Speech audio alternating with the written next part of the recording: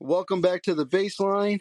And today, guys, we're doing another top 10 greats, this time with the managers. And join me, as always, my buddies Craig and Al. And guys, how we doing? Awesome, man. So excited to be back talking baseball. Always good doing these top tens. Love it. Doing the managers was really fun. There's a lot of fun personalities to talk about on this list, and just some wonderful baseball greatness. Looking forward to it as always. Absolutely. These are always a great time. And always interested to see where you guys land on some people on these lists. Yeah, right there with you, my man. It's always cool to see where we all come up with because we're never exactly the same. There's always a couple that are, and then there's some that are wildly different and some that are close. But and I love that part of it. It's fun to see. Yep, I agree. Um, so, a very fun list to do. I don't know about you guys, but I really didn't find it too hard. I just had to put it in order. Um, but I guess let's get started with our number 10s. And um, I had to put him on just because of his personality. And I'm going to go with the old Baltimore Oriole manager, Earl Weaver, is going to be my number 10. That is my number 10, Jordan. He was just outside. He's one of my first honorable mentions. That's awesome. One of my Okay. favorite characters in the game. One of the first people that I remember making me laugh when I saw clips of them. Oh, yeah. Yes. And I think, doesn't he hold the record for the most ejections? No, he doesn't, surprisingly. I looked that up. Bobby Cox, I think. Yeah. Well, He, he's got a lot of them, though. He had a ton, and he was known for it. You are absolutely correct about yeah. that. Isn't he the one, or maybe it wasn't, maybe it was Sparky Anderson. There's audio where a microphone picked him up yelling at the umpire, but he was telling the umpire to throw him out. Oh, I think I kind of remember that, but I can't. Yeah, They were arguing. He ran out there, and he's like, "My team's playing like garbage. So throw me out. Eject me right now. Eject me." that's it. Yeah, I remember that. I think that was Earl Weaver, man. I think that's one of the things that made me become obsessed with him. Yeah, I mean, you got that World Series, 4 pennants, 1,400 wins, 1,480, a 583 winning percentage, which is very, very high. Surprisingly, very surprising to me that a 583 is so high on the list in terms of all time winning percentages. But it is. It's pretty high. I think it's top 10 all time. It's very, very high. I had a list that I forgot to pull up, and I'll pull that up so we have that to refer to as we go. um, Yep. yeah. Yeah, surprisingly, just by watching all the audio and hearing everyone say he got ejected a lot. I didn't realize it was this small. I thought it was more. But got ejected 96 times in his career. Yeah, that's not too. I mean, you think there it would be more, but yeah. Yeah. So The way Aaron Boone's going, he's going to break that. Yeah. yeah. Um. So Well, and Bobby Cox has the all-time record, and he's only in the hundreds. I think it's I want to say it's 180 something. I could be off on that, but yeah, it's just some of these guys seem like they get tossed every other day. So I expected these numbers to be higher. yeah. And by the way, real quick on that winning percentage thing, that is sixth all time among managers with at least 1,000 wins. That's Wow. crazy. Yeah, Keep that list handy. I have it up, and it has all kinds of good stuff. It has the most wins, percentages, World Series ones, all kinds of stuff. All right, cool. Yeah. And then yeah, like I said, more has them helped out Baltimore. Took him to 4 World Series over 17 seasons. Yep. Um, and then of course there was a quote, and I had to write it down by Earl Weaver, where he said, and I quote, "You've got to throw the ball over the plate and give the other man his chance. That's why baseball is the greatest game of all time." Oh, I love That's a great that. quote. That's a great Love quote. that. So, and then it's just, if you just look up Earl Weaver, you'll see a bunch of people showing their respects and their dedication to Earl Weaver. Some people say that he made them a better ball player. Oh yeah. Oh yeah. Super revered. I mean, just one of those guys. The respect level of some of these managers, and he was one of them, is off the charts. And by the way, I'm going to continue my love with nicknames because there's some good ones on this list. And he was known as the Earl of Baltimore. What a great nickname! Yeah, that is That's a good great. nickname. And a couple Also a quotes. Hall of Famer, of course, which is Oh, most of these guys are going to be in the Hall of Fame. oh yeah, Hall of Famer. And one of the things I want to talk about a little bit as we go too. There's a couple that are interesting. Earl Weaver retired in he coached or managed the Orioles from 68 to 82, retired, came back then for 2 seasons, 85 and 86. Yep. He didn't get into the Hall of Fame until 1996 through the Veterans Committee. That's how Oh dumb yeah. sports reporters are, as in our a running theme we have through this podcast. It took Earl Weaver his 10 years of retirement and to the Veterans Committee, a guy who's clearly a Hall of Famer, to get into the Hall of Fame. That's Wow. nuts. It's insanity. And I have a couple good Earl Weaver quotes real quick to complement the one you said, which I love too. Hmm? And these are a couple funny ones. Every time I fail to smoke a cigarette in between innings, the opposition will score.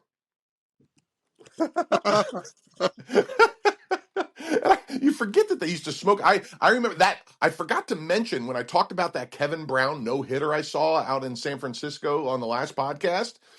Jim Leland was the manager of the Marlins at that point, and he would pop his out of the dugout in between every inning and smoke a cigarette.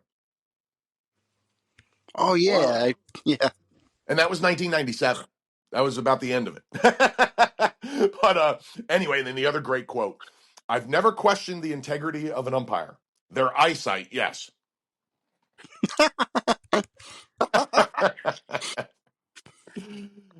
Earl. Uh, that's And funny. also, by the way, last thing I want to say about Earl Weaver, because he was actually quite an innovator. He was one of the first managers in baseball to run the game like they have been for the last 15 years now. Oh yeah. He did not play small ball much at all, especially relative to that era. He was pitching defense 3-run homer. And that's what Yep. baseball has become over the years. He was light years ahead of his time, Yeah, I agree. Trailblazer. Yep. for sure. All right, cool. All right, so that's what Al. That was also your number 10, right? Correct. All right, so Craig, you want to bring up your number 10? My number 10 might be your number 1. Ooh. Really? There's a case to be made that he could be number 1 or top 5. I bet you he's way higher on all your lists, but maybe not. I don't know. He's got the most wins ever by a manager.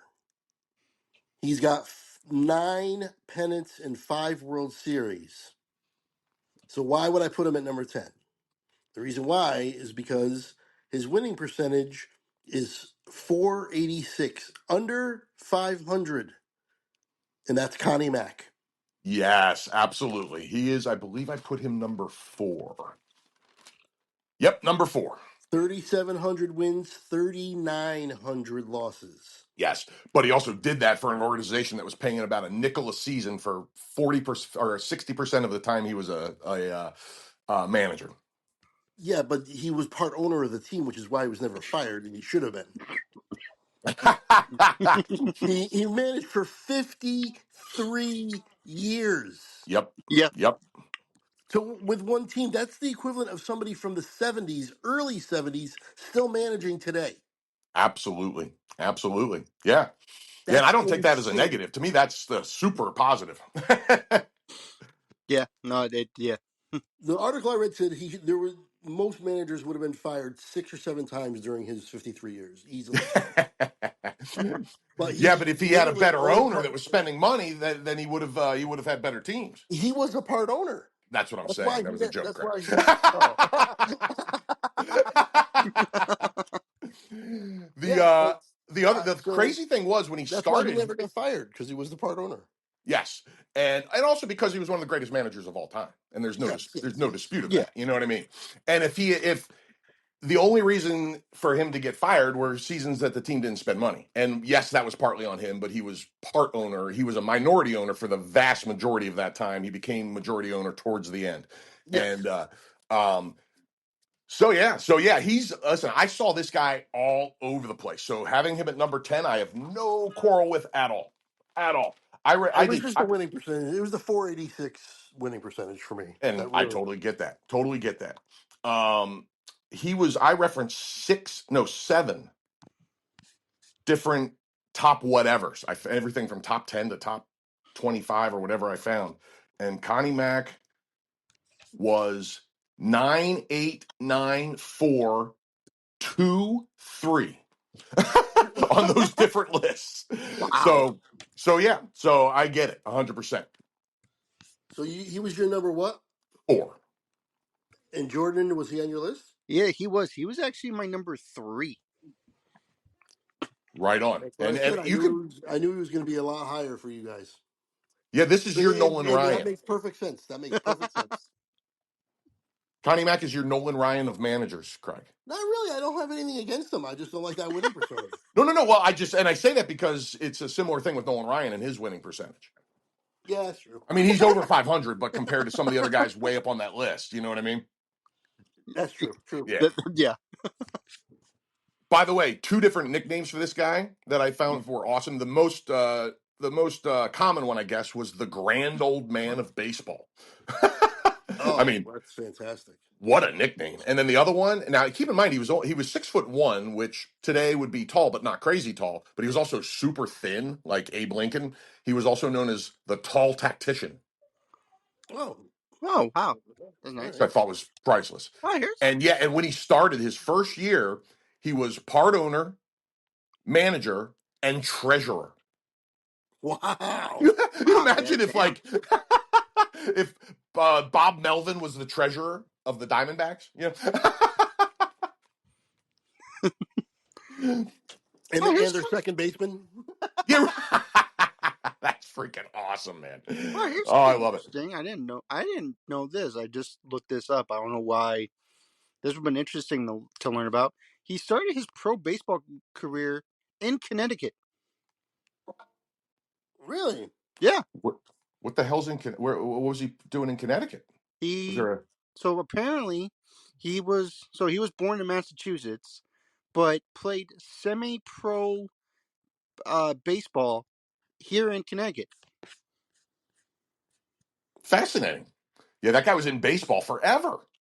Yep. Yep. Yeah. His semi-pro. Forever. Here's how his semi-pro career began in 1984. So yeah, he's been around for a long 18, time. 1884. Or 1884. Sorry. Yeah, right. Yeah, that's crazy, man. To 1950. I mean, that's incredible. Yeah. Incredible. What a run. 53 years. Yeah. That's it. Love the game. And he seems like he was a pretty cool. Like, let's check this quote out. Okay. Mhm. This is a quote from a baseball manager. Humanity is the keystone that holds nations and men together. When that collapses, the whole structure crumbles. This is as true of baseball teams as any other pursuit in life. Wow. Wow. Yeah. Philosophical. Yeah. It sounds like a quote from some famous like Plato or something. Plato, Aristotle, Socrates, moron. Mac.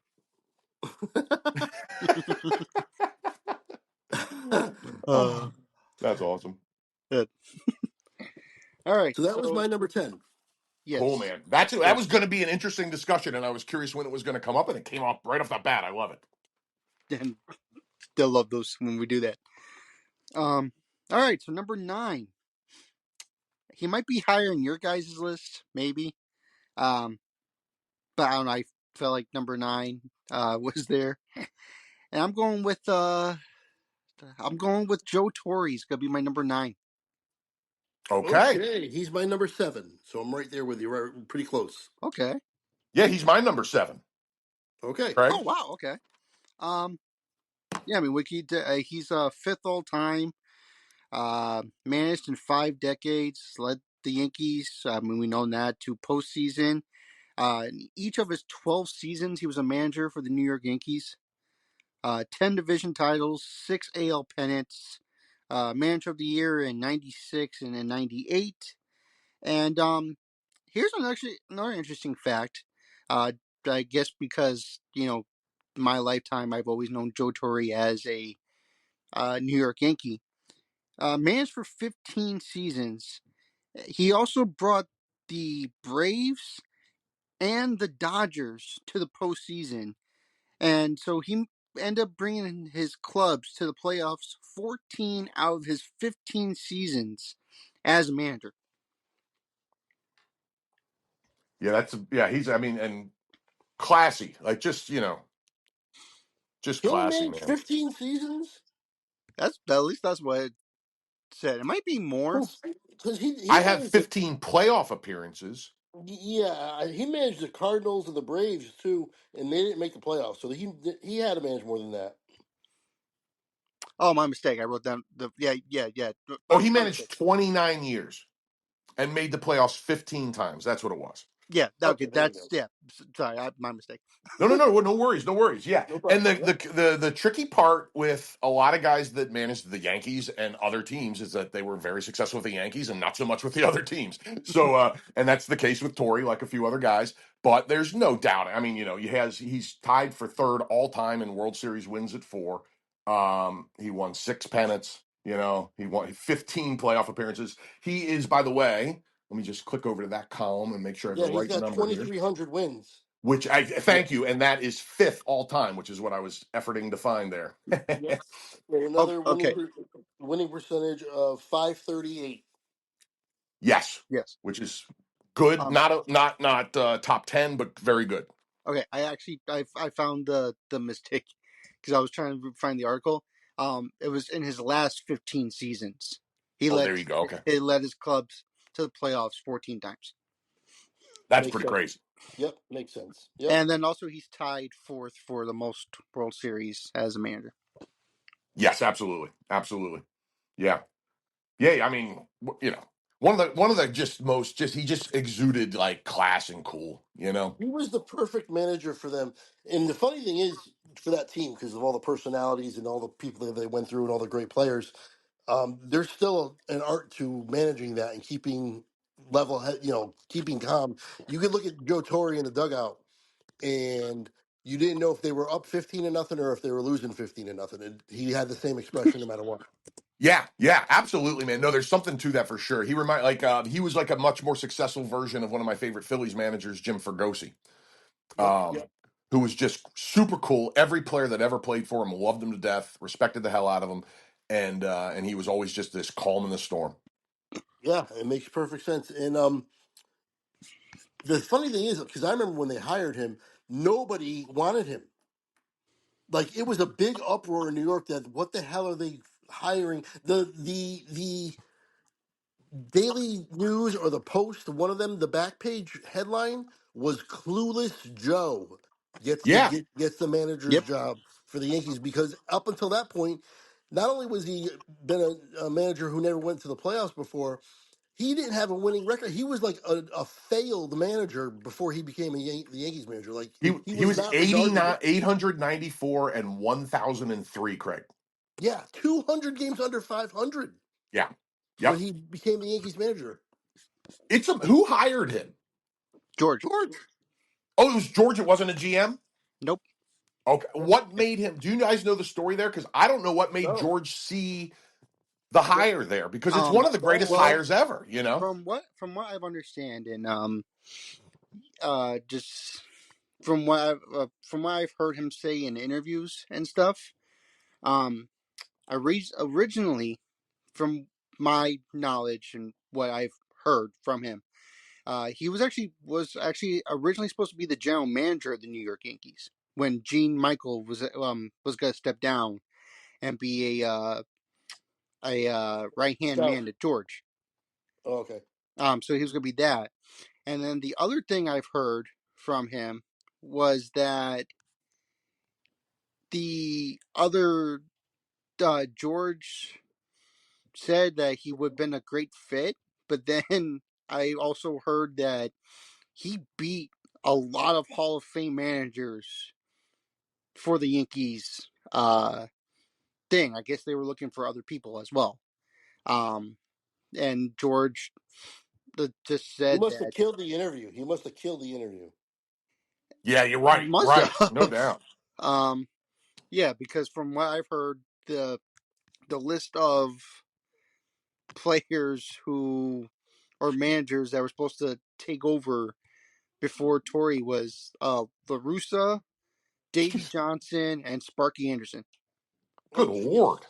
But Anderson decided to retire.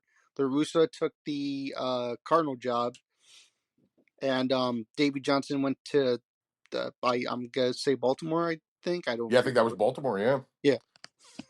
How about So that, man? It would be, we'll never know.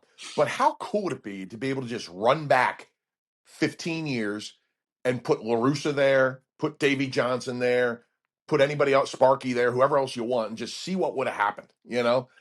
We'll never Well, be able to do yeah, it. We'll never know. But it's so yeah, fascinating to try and think your way through yeah. that. The calming style of Tory works, so I don't know if the other guys would have worked. Yeah, right. yeah, Exactly. Who knows? We'll never know. And of course, also a Hall of Famer. Oh, no doubt. No doubt. Yep. And he didn't have to wait for the Veterans Committee. Right, yeah, right. I All right, so love it. Great one. that's your number 9, right, Jordan? yep, Okay, Al, you want to go? Oh, sure. All right, man. Okay. So I can't wait to see where this guy is on your list because he is fourth all time in wins, but did not come up big in the postseason. So I kept him down on the list a little bit. That is Mr. Bobby Cox, number He 9 is for me. also my number 9. Get out of here. Yep. Jordan? he is my number 7. Love it. And that's Yeah. and he's legit anywhere to me, he's legit anywhere in the back half of the top 10. Yeah, his postseason is really gonna hinder him for going being much higher. But 2,500 wins, how many division titles? I don't even know. Wait, 15, something like that. Like they're ridiculous. I have 5 it. pennants and one World Series. 16. I mean, that's insane. But the It is. problem is when you go that much and you only come away with one championship, that's a problem. I yes. It's somewhat similar to the Marv Levy Buffalo Bills of the NFL. They never won 1 in 4. Bobby won 1 out of 16. You know, um, Yeah. No, it's a it's a. It, go ahead. I'm did sorry. no say didn't he win 2 World Series? No, you only won one. No, Yeah, because '95 this also says 77 with the. as a player, maybe. Oh, maybe I got that written down. Yeah, I don't know. Yeah, that's all right, but definitely 100,000% for sure. He only won one as a manager because that's been the storyline of his whole career. It's a reason he's not way higher on this list because listen, he's fourth all time in wins. You can make a really good case. He wins even one more World Series. He's top 5. You know, Yep. Oh no, yeah, no, this is 2 as a manager because he also managed the Blue Jays in '85. 85, the Blue Jays didn't win the World Series. right, 85, the Royals won it. Oh, so right. maybe this is just one of the stupid. This is the internet, man, dude. Listen, Yeah, it's fucking internet. I had to cross check. Finally, I found this baseball reference list that I'm using to reference when you guys are talking about win totals and all that stuff, World Yeah, Series ones. I kept getting different answers on all kinds of stuff. At one point, it told me Joe Torre won 5 World Series. We all know it's 4. So anyway, yeah, it's tricky. yeah, It's that, yeah. J- anyway, continue. yeah. So anyway, we're good. We're good. So yeah. So where does that take us now, Bobby? So anyway, Bobby Cox. I had one thing I wanted to read about Bobby Cox that I thought was pretty cool. Where is my quote? So he first started managing the Braves from 78 to 81, and he was 266 and 323. So he got fired, ended up going up to the Blue Jays for a few years. But when Ted Turner, the owner of the Braves, was asked at a press conference who the likely next manager of the Braves would be, he replied, "It would be Bobby Cox if I hadn't just fired him. We need someone like him around here." What an idiot! Ted Turner That's is such a dolt. that's awful. Yeah, and then he sold the entire back catalog of the WCW for a couple reruns of Dr. Quinn, Medicine Woman. Right. For like $2 million Yeah, right. total. Yes. Yeah. He sold the entire company for like a couple $1,000,000. Yes. Yeah. Oh man, I thought that quote was great, man. Holy crap. Bobby So Cox, 4-time manager of the year. yeah, yeah, no, he was great, man. And talk about a calm. He was exactly like Joe Torre as far as the calm. He was maybe the other than with umpires, but with his players. And by the way, I didn't know this. This is one thing I almost bumped him up a little on the list when I found this out. Um, but I ended up not doing it. But I didn't realize that he was the GM for 5 years before he became this. He had started his second stint as manager for the Braves. Did you guys know that? No, I didn't. Yeah, and he helped. He was the guy, Craig, that loaded up that farm system for himself when he became the manager. That's fantastic. That's I, awesome. I That is mean, very that awesome. just like that blew my mind. So I didn't know that he had such a big hand in that at all. So I thought that was really cool. That bumped him up a few notches for me. So anyway, he had his failings in the postseason, but there's no doubt of his greatness, and he deserves to be on this list for sure. Oh yeah. Also, I didn't realize either that he only play like as a player. He played for 2 seasons, and that was it. Did you By guys the know that? way, Bobby Cox was the manager of the year in '85. Jordan, maybe that's what they were talking about. Yeah, I don't know. I gave up once I saw that. You're right. Oh, that's awesome. Screw this. That's awesome. You I can never love it. trust what. But yeah, no, he was. Yeah, I didn't realize he was a player. He was actually a third baseman for the Yankees. For Yep. 2 seasons, and then managed their minor league system for 10 seasons before taking the job in Atlanta. Wow. Man. Yep, and he also has the franchise record for most wins as a Braves manager. Yeah, he's Oh going to yeah. have that for that might never get broken. You never know. That's not one of these that I will say, like the DiMaggio hit streak or something that I'm going to say won't be broken, but it's going to take an awful lot and somebody really good and really wants to do it for a long time. Yeah. Good winning percentage too, 556. Yeah, yeah, Yep. no, he was. If this was a regular season greatest manager of all time, he'd probably be third or fourth. Yep.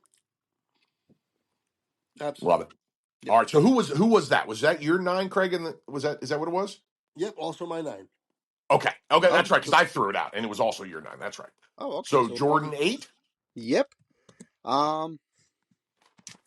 I hate that I put this guy low, but I don't. I had to put him there. But my number 8 is gonna be Tony La Russa. Right on. Okay. He's my number 3. Ooh, and I'm a big Larusa guy too. I had him 5, Okay. So I mean, and I can all of that is legit in my mind. yeah. Anywhere you can is if he as long as he's in your top 10 at least, he's because he's Yep. great. Um. I mean, what can you say about La Russa? Led has 3 World Series. 6 pennants, including the 3 with the A's. 4-time Manager of the Year. I didn't realize this. I did look it up to actually make sure, not the stupid internet, but became the he was the first skipper to actually win an All Star for both leagues. Oh, no kidding! I didn't know that. Yeah. Okay. Um. By the way, he was the first manager of the year ever when the award was introduced in '83. Oh, I didn't know that, Craig. That's Okay, another that's an good one. interesting stat. That's okay. Um. Yeah. He actually, after his playing days, he was actually discovered, or not discovered. He actually wanted to learn law, so he was going to be a lawyer until his true calling as a manager came to him. And at the time, was the youngest manager at 35 years old. Um. And let's see. In '86 when he got fired from the uh White Sox. White Sox, yeah. Yeah, literally not. They said within a couple days he was right with the Athletics and took over. Yep, and he was the manager of that team that was insane there in the '80s. late 80s. Yeah, Yep. that Oakland team, man. Yep, yep. They won. They uh they only won one of three, but they were one of the best teams I ever saw. Yeah, Bash Brothers. Yep. Dave Stewart. Dave Stewart was my favorite pitcher back then. Me Oh, too, Dave man. Stewart's That guy awesome. was a bulldog, and that leads to discussing the one of the greatest coach manager relationships of all time, and that is him and Dave Duncan. And I looked Yes. into this. I wasn't sure about when he started with Dave Duncan, and it was '83. And what that led to was the career renaissance of numerous guys, Dave Stewart among them. But check this out: they produced four Cy Youngs together. Chris Carpenter in '05, Eckersley in '92, Bob Welsh, who was over the hill and everybody thought had been done for 7 years when he won his Yep. Cy Young in 1990, and Lamar Hoyt. Well, what about the fact that also the A's had like what was it, 3 or 4 rookie of the years in a row in the late 80s? Walt That's Weiss. right, with Yeah, McGuire and Walt what was it? Weiss was one of them. Walt Weiss, McGuire had to be one, right? Yeah, McGuire was one. Was Canseco one? I don't remember. I want to But I say, know didn't they they have a had at least catcher? they had at least three. Oh yeah, Tim Belt. No, Tim.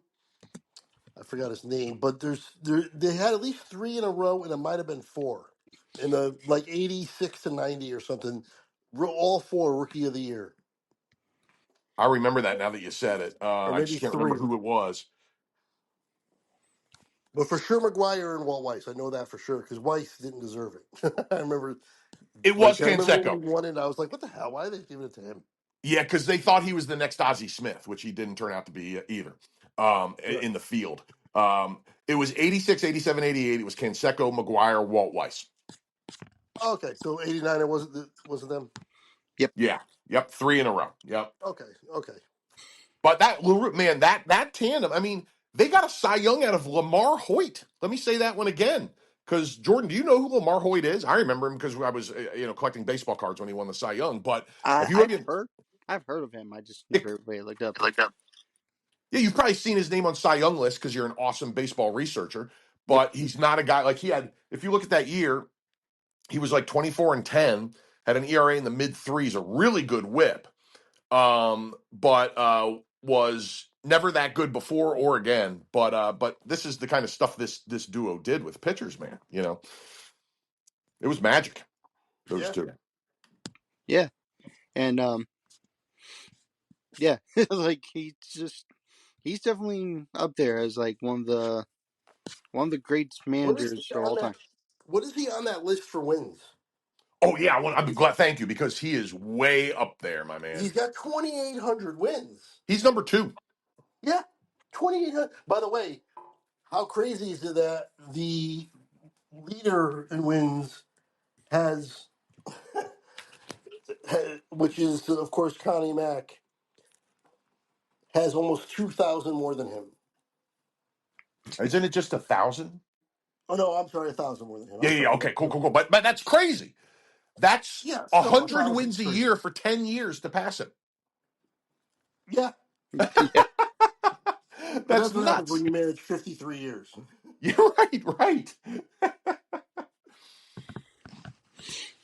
Uh, Oh, that's priceless. All right. Well, so okay. So, anybody else have anything else on Larusa? I'm um. good. Yeah. I'm good as well. Very cool. Very cool.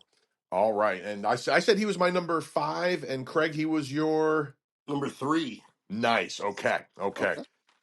And that was your number seven, Jordan, or eight? That was my number 8. Number eight. Okay. So I believe my eight was taken. Oh no, my eight was. I do have an eight. Do you want to go first, Craig, or you want me to? Go ahead. Okay, my number eight, and this was another guy tough to figure. I could have put him way higher and been happy with it too. One of the easiest guys to get along with by all accounts, and just a cool character. I read about him in another manager's autobiography that I loved when I was growing up, and that is Smokey Walter Austin. Ah, yes, Walter Austin. He's my number six. Right on, right on. I had a tough time with him because it's funny. One thing I forgot to mention is And I'll tell you who the guy is that got bumped off the list because of this when we get to our honorable mentions. But I did the whole list, got through all my notes, and then realized I completely forgot about Joe Torre. Oh wow. I had put him on my preliminary list and given him a number and then forgot to put it on the actual list. So I had to bump number 10 off and put Torrey where I put him. So I got it worked out. But Alston, man, I mean, this guy is so revered. You read about this guy, and it's just like he was like one of the coolest guys that ever walked the earth, you know? Yeah, yeah, Yeah. absolutely. 2,000 wins as a manager, which is a threshold that I really want to see what, almost everybody on this list have. And that's 11th all time, by the way, Craig. Yep. 7 pennants, 4 World Series, which is significant. And little fun little fact, he made it to the majors and got one at bat. I saw that too. I wrote that down. Isn't that cool? Yeah. So that. One at bat in his career, and he struck out. And that Yes, was it. yes. That was his only at bat in the majors. Yep. Isn't that amazing? It's funny how, or interesting, not funny, but interesting how very few of the guys on this list were good players. You know, Torrey was a good player. Yeah, Uh, Torrey won an MVP. yeah. There's another guy or two that's going to come up that were good players, but not many of them were. But most of them made the majors. You know, had a cup of coffee like Alston, or were lifers that weren't middle of the pack or whatever. But man, I just love the story of these guys that grind and grind. Spend 15 years in the minors to get that one strikeout in the majors, and then grind another 10 years and then finally get their shot and then become a Hall of Famer. I mean, that's beautiful. Mhm. Yeah. Yeah. Yeah, Walter Alston, man. I have a couple Alston quotes that I thought. Oh no, wait, no, I don't. No, I don't. Yes, I do. Sorry, I confused myself with my notes. I got the Tory thing. See, this is right in the area where I had to cram Tory in, and it got a little confusing. So, two quotes. Mhm. One, generally, you don't have to worry about the guys who are playing every day. It's the guys who are sitting on the bench are the ones that get needles in their pants. And then referring to Gil Hodges getting his first job as a big league manager after he had managed Hodges as a player. He said, "I'm happy for him. That is, if you think becoming a big league manager is a good thing to have happen to you."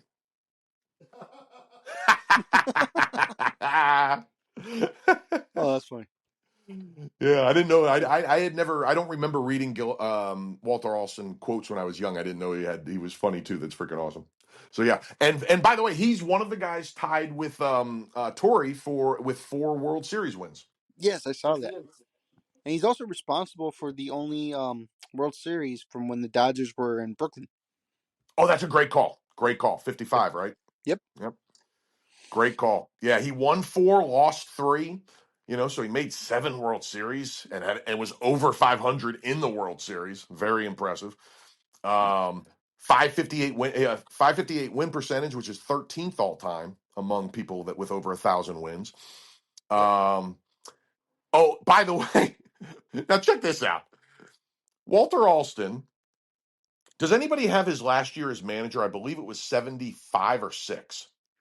I don't Uh, have it handy. I can get it. hold Okay, on. it's all good because he was replaced by Lasorda in either 70. I think it was. I'm almost positive it was 76. Now that I said it, Yeah. and so he had to wait 7 years to get into the Hall of Fame after winning 2,000 games and 4 World Series, and he got in through the Veterans Committee. That's insane. Yeah, Yeah. I mean, if any baseball writers ever happen to stumble on our podcast and want to talk about how dumb that crap is, now the newer generation has gotten a lot smarter. But if anybody wants to come on and talk about it, or if any old school guys want to come on and defend it, I'd love to have that conversation. There's Me no too. defending. No, yeah, because that's ridiculous. It's insane. It's You absolutely No. can't. You insane. can't defend that. Yeah. Yeah. Yeah. Yeah. So. All right. Cool, man. Well, Walter Alston, well deserving of this list, man. And where did everybody have him again? I had him 8, I am 6. 6. I Okay. had him 6 as well. Right on. Right on. Okay. Very cool. Very cool. All All right. right, Craig, do you have an 8? My number 8 is Sparky Anderson. Ah, love it. Wow. He is my number 6. He is my number 5. Love it. Captain Awesome. Hook, by the way. Yeah, 5 pennants, 3 World Series, 545 winning percentage, 2,100 wins. I mean, what 6th of else all do you time. want? Great character as well. Oh yes. Yeah, no, a mainstay for my childhood. Childhood. You know, w- growing up being a baseball fan, he was just always there in some capacity. Same right there with you, man. And he was just one of those cool characters of the game. Like, he came off like a cartoon character when I was a kid, like just the fact that people like him ever existed is just so cool. Like, you know what I mean? Like, he's just a There, fascinating guy. And I could listen to him talk. I wish he had been around in the era of podcasts because I could listen to that guy talk for thousands of hours. Oh, he would yes. definitely have a podcast right now if he was around, He'd be huge, or he'd be huge. a big podcast guest. Yeah, absolutely, absolutely. He'd be one of the most sought after, or he'd have the biggest podcast in baseball. One of them. Yeah, 6th all time in wins, 545 winning percentage, which puts him in the very respectable category. 3 World Series wins, 2 losses. First manager to win a World Series in the AL and NL. Yep. Managed 26 seasons, and I'm going to hit you with a couple quotes. Oh Jesus. Uh, okay, here's I'm going to save the 2 funniest ones for last. I'll start with one. He was not a fan of Bowie Kuhn, the baseball commissioner of most of his time with the Cincinnati Reds. And he had this to say about him. If I hear Bowie Kuhn say just once more he's doing something for the betterment of baseball, I'm going to throw up.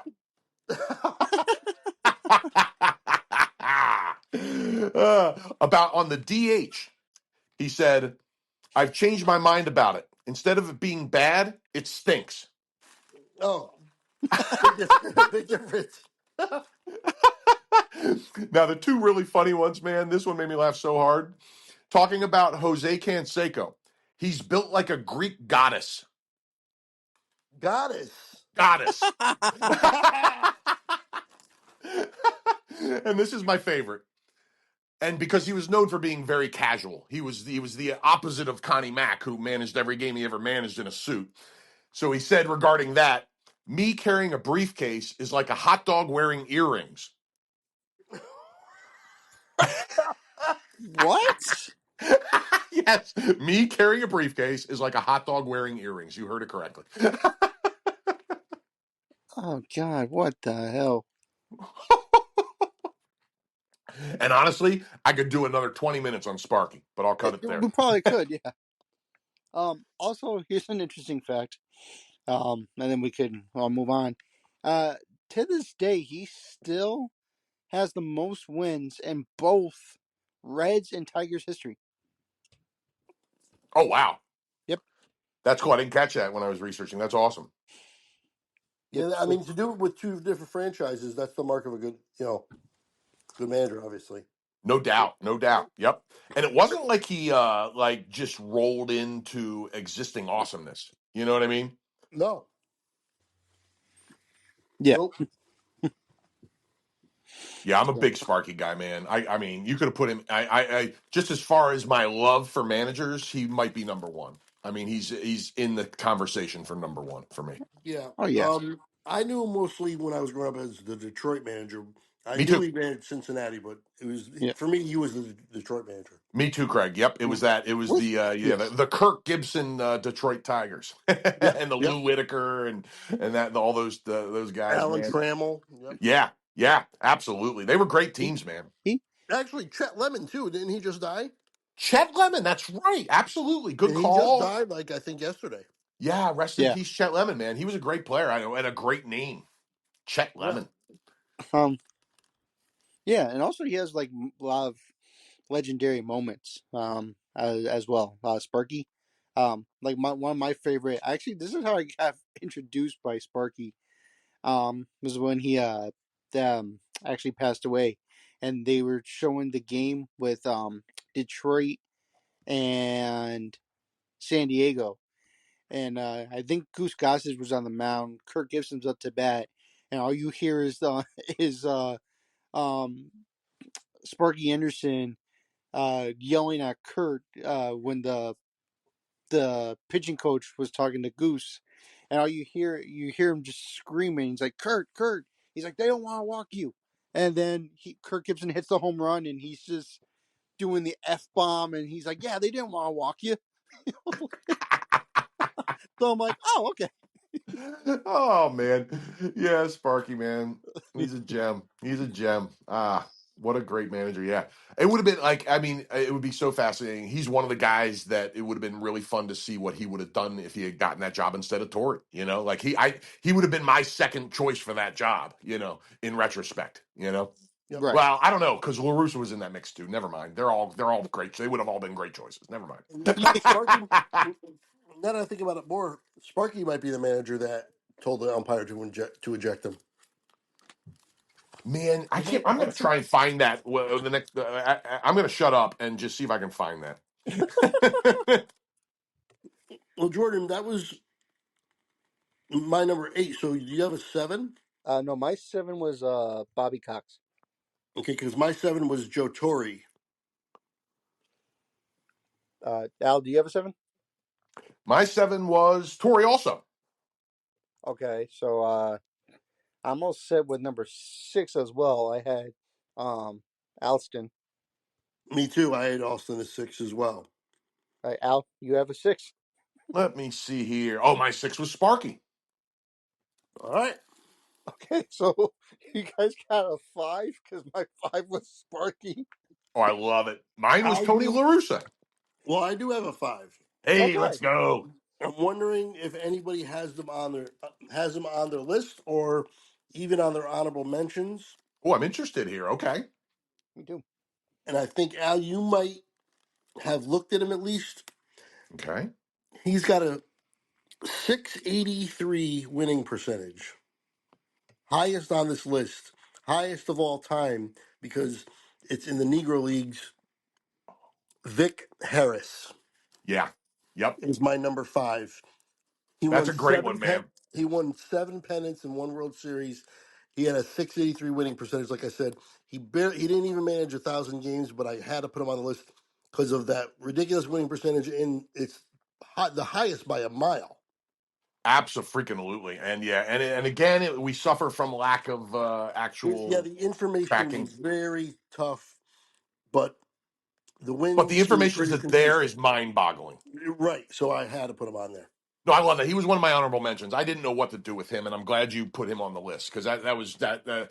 It's you know, I really try to get somebody from the Negro Leagues on the list every time, and I did this time. But he was going to be one of my honorable mentions to talk about, and I'm glad he made someone's list. That's really cool. It was between him and Rube Foster. Yeah. Oh, well, and you know another interesting thing too, and Rube Foster, another great name that I found too. You know who else was a really good Negro League manager, but didn't get nearly enough games recorded to factor in over those two guys? Bullet Rogan. My Oh, guy, not only did he pitch, I didn't find this when I was doing the research before. He not only did he pitch and hit at a Hall of Fame level at both things, he managed too, and he was one of the best in the Negro Leagues. Rube Foster didn't even manage 500 games. No, just over 500. Yeah, just over 500 games. That's why I didn't put him on there. I gave it to Harris instead. But his winning percentage was also 633, which would have been the highest on this list. And Bullet Rogan's up there too, but he managed less than both of recorded. Well, how about this ridiculousness? Rube Foster, thankfully, is in the Hall of Fame. Vic Harris, who's on my list, is not. That's crazy because they've done a pretty darn good job of um, going back and referencing that stuff and correcting it. And the fact that they haven't caught on to that is weird. Yeah, Um, 683 winning percentage, and he's not in the Hall of Fame. oh, by the way, Bullet Rogan's winning percentage as a manager 698, Oh my God. but he was only 257 and 111. Right, right. So not a lot of names. Okay. Yeah, yeah. But that so Bullet Rogan was Shohei Ohtani and Joe Torre at the same time. Yes, he was. That's crazy. So, Man. like you said, I try to get somebody from the Negro Leagues on every list, but I think he's deserving. I agree 100%. Now, all of these guys you mentioned are, and all of them probably have even way more impressive stats because we'll never know the extent of it. Right. But just Seven what's pennants. there is crazy Yeah. impressive anyway. 7 pennants on record. Yeah, that's And that's a enough. lot. That's enough right there. And he's That probably, puts him on the upper side of this list, the upper half of the list. and you're not going to find anybody that has 7 pennants won, I don't think, with less than 1,000 wins other than him because they recorded the other guys, you know? Right. That's amazing. That's amazing. Good one. Really, really good one. I love that you did that, man. So that's my No, number. that's a good choice. I'm Beautiful. assuming Jordan, you didn't get to Vic Harris. No, All right. Well, that's my number 5. Beautiful. Beautiful. All right. Jordan, do you have a four? I do have a four. Hey, my Um, by the way, real quick, my four was Connie Mack, so I'm out on the four round. okay. So my, I don't think we talked about him. No. Okay, I had to go back and see if we talked about him or not. My number four, I'm pretty sure he'll be high on your guys' list, but I got Casey Stengel. He's my Aha. number 4. He's my number 4 as well. That's awesome. Really? Okay, nice. He's my number two. And I could have gone a lot of ways with Casey. You know, Yep. he might be my favorite character. Yep. Yep. The reason why I didn't put him at any higher because he didn't quite get to 2,000 wins. His winning percentage is only 508. He did win. He did go to win 7 World Series, won 5 in a row, 10 Yeah. pennant, 10 pennants, which is insane. But when he wasn't a manager of the New York Yankees, any other managerial duties that he did for other teams, his winning percentage is 397. Yeah, and that's a very, there are multiple guys on this list who were great with the Yankees and stunk everywhere else. So, and he's one of them. I mean, how many Yeah. managers would do well with Mantle and even he? I think he was the tail end of DiMaggio, and then Yogi Berra and all those guys. Yeah, man. And you listen, and it's one of those things. It's so hard to delineate between that because it's the same thing with Torrey in the '90s and the early 2000s. It's the Yeah, same thing with every Yankee manager that's going to come up. Because they've won more than double World Series of every other team, and they've had better lineups than every other team over time. So it's a tricky thing to talk about in a sense because it's like, well, how I don't know, like how do you rate it exactly? You know.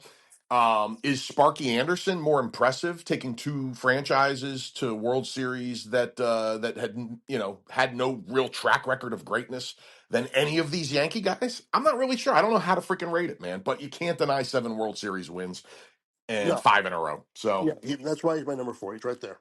Yep. yeah, and yep. So I don't Uh, know. It's a fascinating thing. Go ahead, Jordan. Okay, so because we're talking about him, and you were doing some Casey Stengel quotes or Sparky Anderson quotes. Sorry.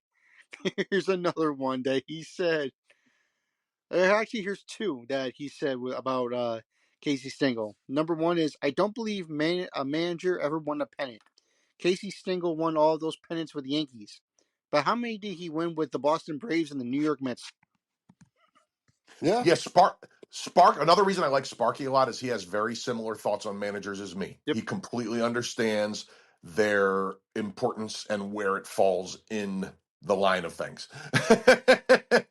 They are important to guide the ship, but you can't do it without great players. Joe Torre's calm in a storm was perfect for that thing, but it wouldn't have mattered if he had mediocrity around him.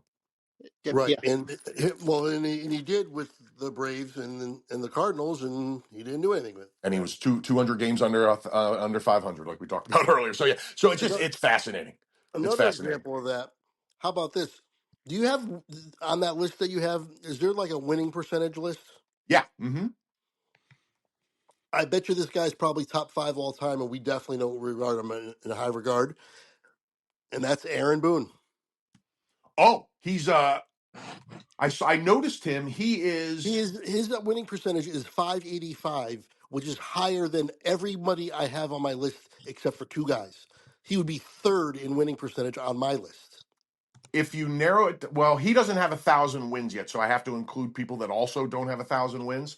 So Right. he would Hmm. be currently be 16th. But once he gets to 1,000 wins, and if he just maintains that winning percentage, that would put him fifth.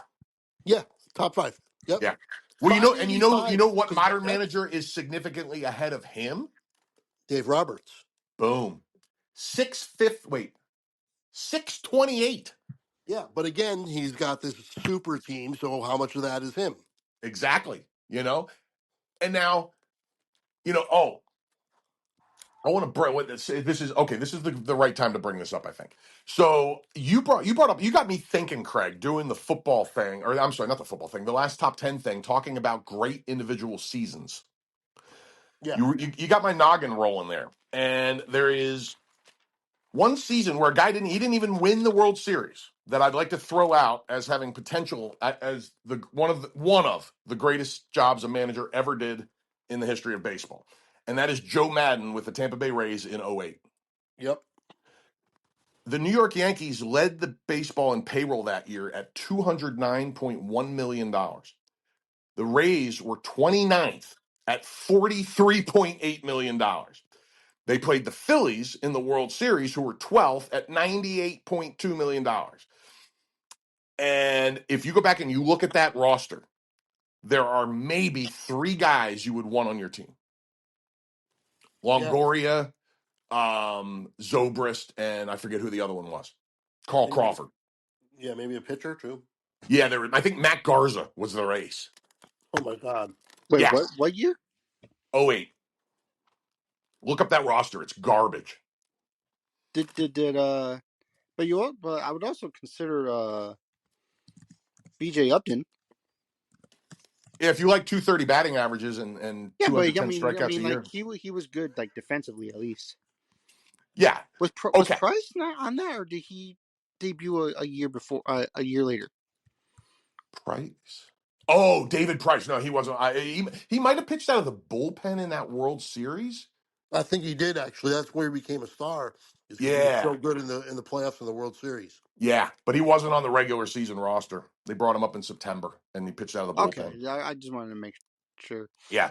But find me, I mean, I bet you it's hard to find a worse roster that ever made the World Series. And Yep. I'm sure you can find a couple, you know what I mean? But it's in the conversation for worst World Series team ever, I think. Yeah. And It's so hard to who to give all the credit to in terms of the manager and the players. right.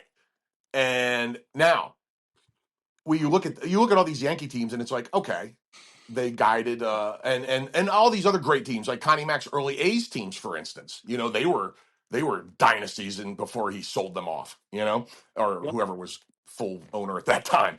But there's no doubting that now listen, Joe Madden, to me, that's more impressive than when he won the World Series with the Cubs with the sixth highest payroll in baseball. Yeah. Hmm.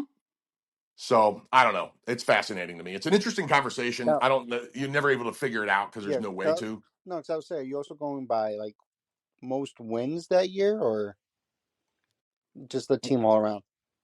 Yeah, just well, he won 97 games Well, with the the 29th payroll in baseball And went to the World Series. and went to the World Series. well I the forget who they beat in the playoffs to get there, but they had to get through the Yankees and probably the Red Sox or at least one of them they, along the way. I think You Cleveland, know, right? Was it Cleveland? Wasn't was no, I'm that not before the sure. wild card? Didn't they have to get through two rounds or no? Yeah, but I don't remember exactly. Yeah, No, because the '06 Cardinals only won 83 games and won the World Series. right on. But that's now look at their roster.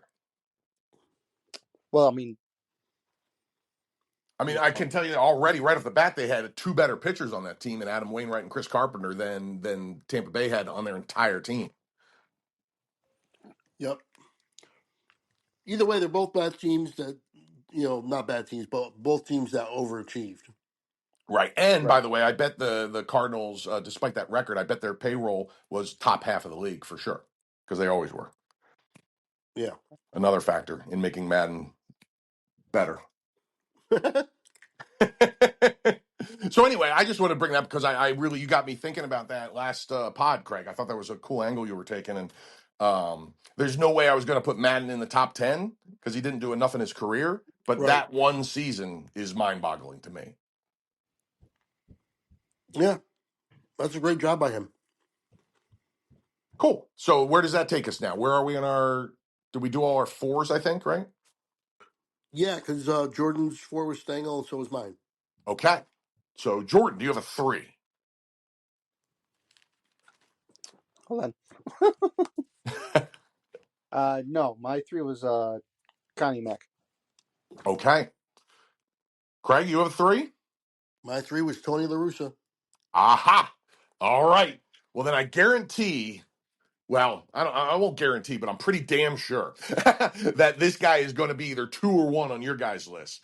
But my number three is the nickname is Little Napoleon, and he was in the second Hall of Fame class in 1937. He is third all time in wins, and he was pretty much the New York Giants franchise early on. John McGraw. He is my number two. Nice, Jordan. He is my number two. Right on, right on. Yeah, that was a tough one. Between I had him number two all the way until the end, and then I bumped Casey Stengel up because of all those damn World Series wins. Because his Casey Stengel's record in the World Series is the exact mirror image of Joe McCarthy's, and that's what eventually why I bumped him up the one spot. Whereas Casey's 7-3 in the World Series, McGraw was 3-7. Right. He won 3 World Series, but won 10 pennants. Um, by the way, in 1912, they lost the first and only eighth game of the World Series. What? Yep. How did that work? How did we have an eighth game? Because game two ended in a tie Oh, there was a tie. because there was no lights, so they had to stop. And rather than continuing it, they just started a new game the next day, Wow. and Wow. they called it Game Three. That's freaking awesome. Wow. Wow, that's nice. So there was 8 games in the World Series that year they actually lost it.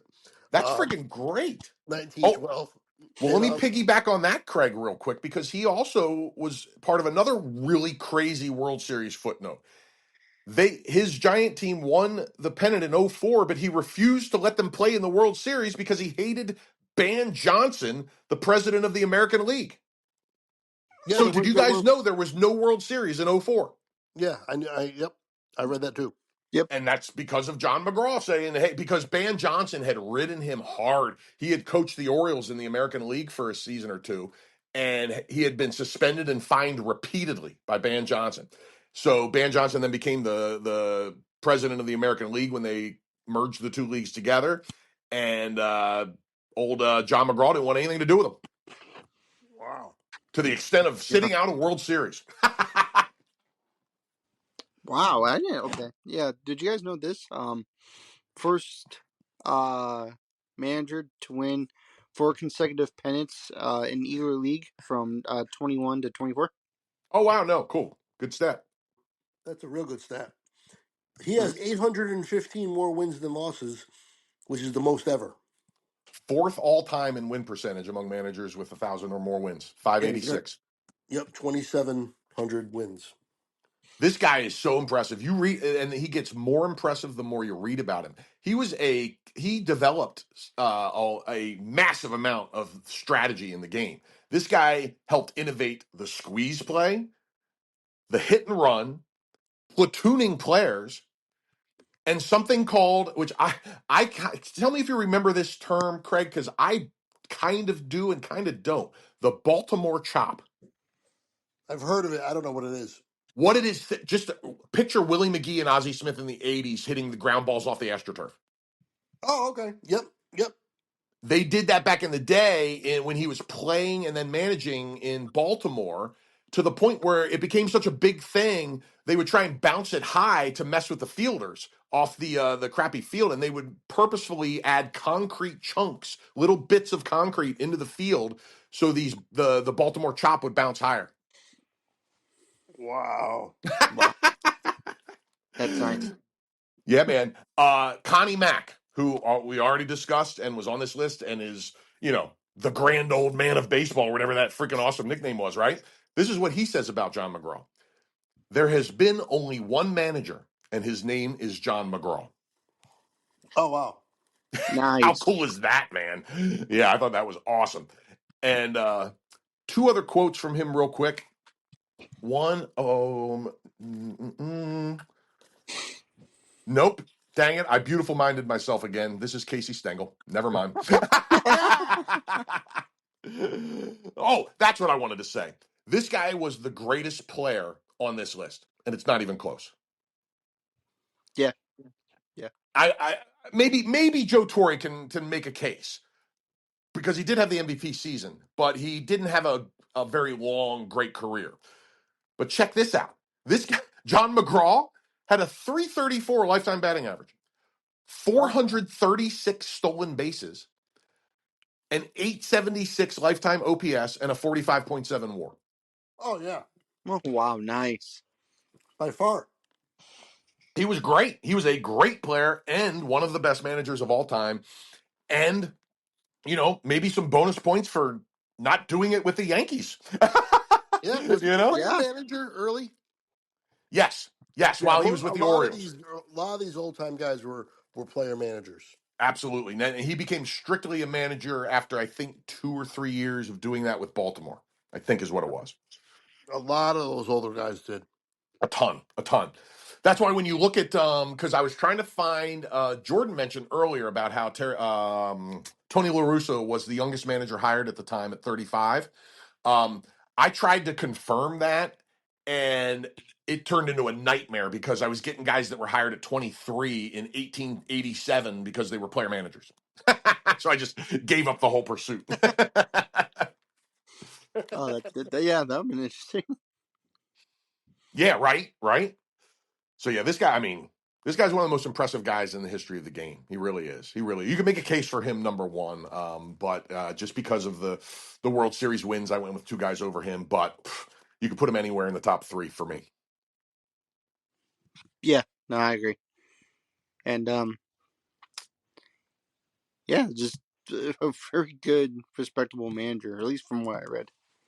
Absolutely, man. You can't find. I couldn't find a single negative thing about this guy, No. No. and that's not easy. Yeah, no. Yeah, I agree.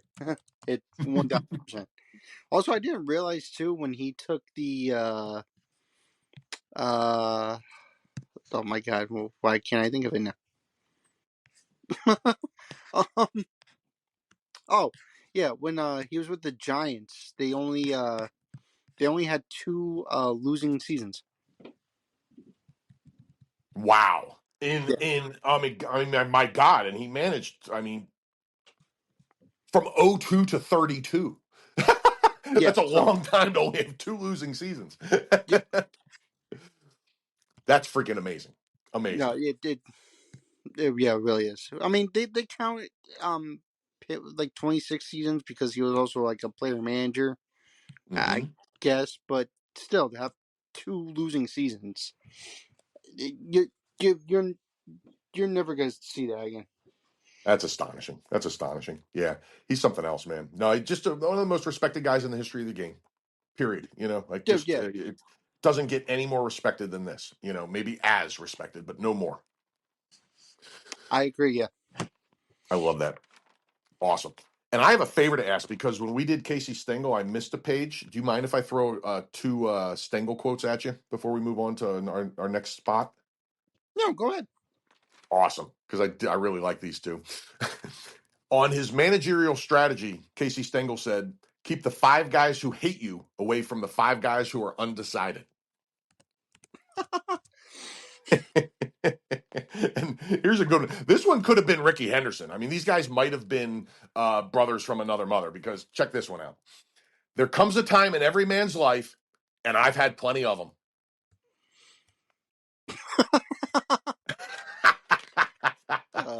Yeah,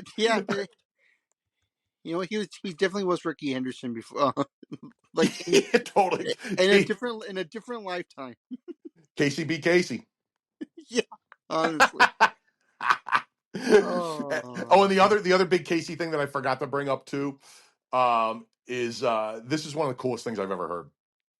While he was man, while he was managing in the minors, he released himself. He was player manager in the minors. He released himself as a player, fired himself as the manager, and resigned as the owner of Boston's minor league affiliate. what? So I guess he was owner of this Boston minor league affiliate, and he was player manager. Uh huh.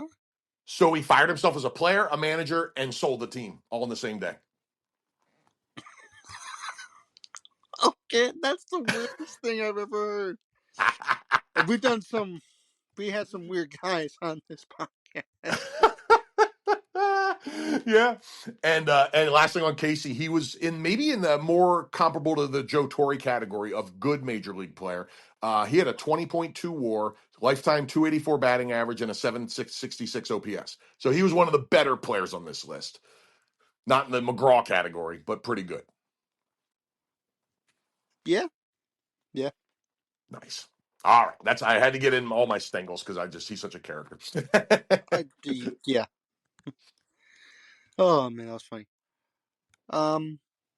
Okay, and what number was that? I lost track. Was that Craig's number 3? Is that what it was, or was that your number 3? No, my number 3 was Connie Mack. Okay, and my number 3 was McGraw. So did I? Maybe I threw that out. And my number 2 was Stengel. So I have nothing left but number 1. Yeah, well, same with me. I have McGraw as my number 2. Okay, okay. Um. So Craig, do you have a number 2 left? Oops, we might have lost Craig. Craig, if you can hear us, you might be muted. Oh, sorry. Boom! Hey, that was an easy fix. We'll take that one. John John McGraw was my number 2. Okay, right on. Okay, so So, we just gotta go with number 1 then, right? And we all have the boom, same and it number sounds 1. like we're unanimous, gentlemen. Go ahead and take it. Uh, well, number 1, Joe McCarthy. Yes, Boom, he is. boom. Marsh Joe. Talk about only 2 losing seasons for John McGraw. Joe McCarthy never had a losing season. That's crazy Yep. talk. Crazy talk. 2,100 wins, 9 pennants, 7 World Series wins, 4 in a row, Craig. 4 in a row, a 698 postseason winning percentage. That's ugh. I mean, but he's the manager of Babe Ruth and Lou Gehrig. I mean, Right. And it's Yeah. this is where this thing with the Yankees gets tricky. But you just can't deny these freaking numbers, man. You can't. So, I mean, what else do you do with a guy who won 7 out of 9 World Series, has the best regular season and postseason winning percentage of all time? probably the manager of the one team that is probably regarded as the best ever, or at least the Yep, best yep. lineup, Murderers Row, 1927 Yankees. Absolutely. By the way, to continue this theme I had built earlier, it took him 7 years after retirement to get into the Hall of Fame. It's just so stupid. It's so yeah. The greatest manager of all time. It took 7 years to get into the Hall of Fame. And by the way, hey, real quick thing about Joe McCarthy, and this is a big deal, and one of the main reasons, other than everything else we already said, why I made him number 1. He was successful with the Cubs and the Red Sox too, before and after the Yankees. Yes, he was. He did not stink with other teams like some of these other guys on this list. So Like, that's a like big check in his column for me. that's why I have him over Stengel, because Stengel was pretty bad, other than when he was with the Yankees. 100%. And same thing with Torrey and a few other guys. You know what I mean? That were Yep. great with great teams and not with bad teams. Yeah, man. No, I'm with. This guy's just so impressive. So impressive. I mean, he was known as 615 winning percentage. crazy. 10th all time in wins. Has got the 21-25 wins. The win percentage first, like you said. I mean, God, tied for first all time with World Series, but all his other numbers are better than Stengel, so he's clearly got to be ahead of Stengel, no matter where you want to put both of them. Oh. Man, one of the things I really liked about him, and I think he was maybe the one that started. I guess he was the one that started this. he refused to wear a number as manager because he wanted to defer as much attention as possible to his players. That's cool. I No, like no, that. that's awesome. I thought that was freaking awesome. I had never heard that before. So, because cause I've noticed a topic here with managers, and you're saying, yeah, they do. So for whatever reason, players are well, obviously what we're used to. They introduce the ballot, they get on, they go through all this, all that stuff with the writers and all that stuff. But if you're a manager, you have to go through um the committee ballot. Oh. Okay. So that's why. But why did it take 7 years? Well, I know they do it now. They I don't know how they did it back then, but it they don't release the same people on a ballot more than once if you're a manager or um, a GM or anything. So I don't know why it took them 7 years. Maybe, We yeah, could I don't do a know. whole pod on the mysteries of the Hall of Fame. We really could. I mean, we could do like we could do a Ken Burns like 8-part documentary on the vagaries of Hall of Fame voting. We really could. It's fascinating. Oh my God! You know who we should get to because he's always fascinated with the Hall of Fame. The sports writer John Paul Morosi. And we should get him on. He knows Oh, everything. done. Yeah, he's great. Yeah. I'm with you. I'm with you. Oh man. Wow. Well, okay, a couple more things about McCarthy real quick too. He was first and I think no. He was the first manager to win 4 World Series in a row. Did anybody else ever do that? Did somebody win Not that I know. Well, No. No, I don't think well, so, right? Casey Stengel won 5. Stengel won 5. That's what it was. Yes, thank you, Greg. Thank you. So first guy to win 4 World Series in a row. To talk about his excellence outside of the Yankees, he was the first manager to win a pennant in both leagues because he did it with the Cubs prior to joining the Yankees. And the last thing I want to say about this guy, and then you guys do whatever you want. I found this cool thing. I was curious if either of you guys ever saw this because I hadn't before. Joe McCarthy it's credited as 1949. I don't know if that's when it came out or if that's just when it was referenced from an article, a newspaper article or something. But he put out his 10 Commandments for Success in Baseball. I thought this was super cool. So here's his 10 Commandments.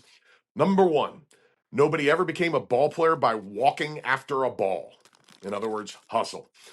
Number 2, you will never become a 300 hitter unless you take your bat off your shoulder. Yep. Yeah. Yeah. Number 3, an outfielder who throws in back of a runner is locking the barn after the horse is stolen. What a great way to put that. Number 4, keep your head up and you may not have to keep it down. I think he's saying keep your head in the game or you don't have to be ashamed about it. Yeah. Number 5, when you start to slide, slide. He who changes his mind may have to change a good leg for a bad one. That's a great one. Number 6, do not alibi on bad hops. Anybody can field the good ones. Beautiful quotes, man. Number 7, always run them out. You can never tell. By the way, does it sound like Pete Rose lived his life by this entire thing? Yeah. Yeah, Number it 8, really does. doesn't it really? I mean, like he got a hold of this as a kid and it never left him, you know? Number 8, do not quit. Number 9, do not fight too much with the umpires. You cannot expect them to be as perfect as you are. And the last one, a pitcher who hasn't control hasn't anything. Wow.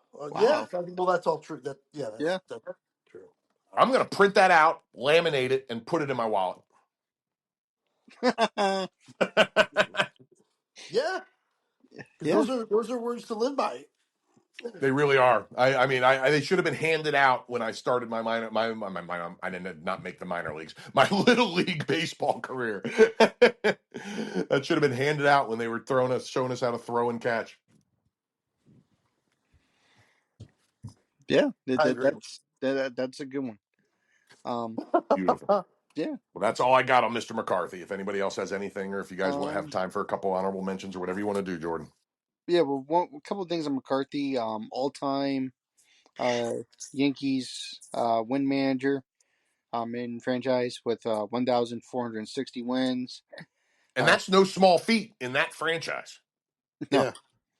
Yeah. And is also tied with Casey Stengel for the most World Series uh titles as a manager. With both of them have 7.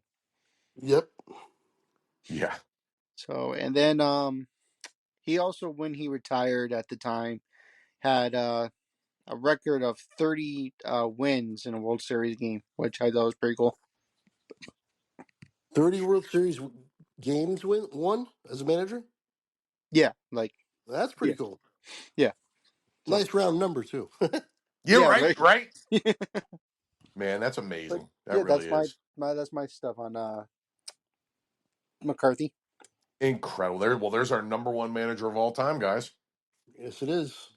And I think we made a good choice there. He was oh, and by the way, on my my research of 7 different lists, McCarthy was one, one, one, one, 2, 4, 1.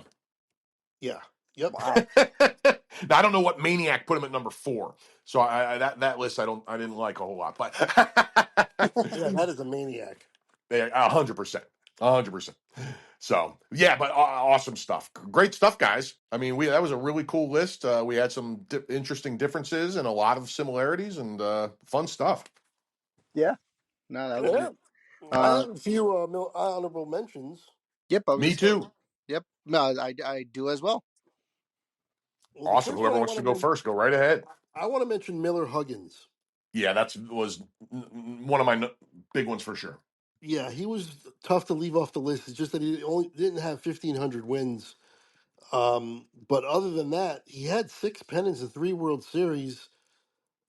He Oh, yeah, started the Yankee Hall of dynasty. Famer. Yeah, He he was the started. first manager of the Yankee dynasty Yeah, so at the very least, you got to mention him. for The sure. numbers really don't support him being on the list, but I wanted to make sure he's mentioned on the pod. Yeah, I'm 100% with you with everything you said. He was routinely coming in. The highest I ever found him was number 7. Mostly he came in between 9 and 15. Yeah, yep, right in that Mhm. range. Yep, great one. Jordan? Um. Yeah, I got. Yeah, I got one. Timely Lasorda. Oh, And real quick, and then you go to town, Jordan. That was the guy I had at number 10 before I realized I forgot about Joe Torre. Um. Yeah, I didn't realize he managed the Dodgers for that long. Um. he Like was with the Dodgers organization as a player, manager, GM, executive for 70 years. yes. It's crazy. They talk about him bleeding Dodger blue, and it's true. He, by the way, Dedicated his life to that club. and check this out to go with what you said, Craig. Walter Alston to Tommy Lasorda as manager was 1954 to 1996. That's crazy. How about that? Yep. Um. Had what didn't quite reach the 2,000 mark, but had a 0.526 win loss percentage. 4 pennants with the Dodgers, 2 World Series rings. Um. Yeah. I mean, what else can you say? Um. Another character too. Yes. This is Uh. why he was going to be on my list because I mean, he was there. There's probably 10 guys or so that you could put in that back half of that top 10 that are maybe questionable and deserving, and a little questionable and a little deserving. And Tommy's one in that cluster. But very few, even more than Sparky Anderson, impacted me personality wise, like Tommy Lasorda.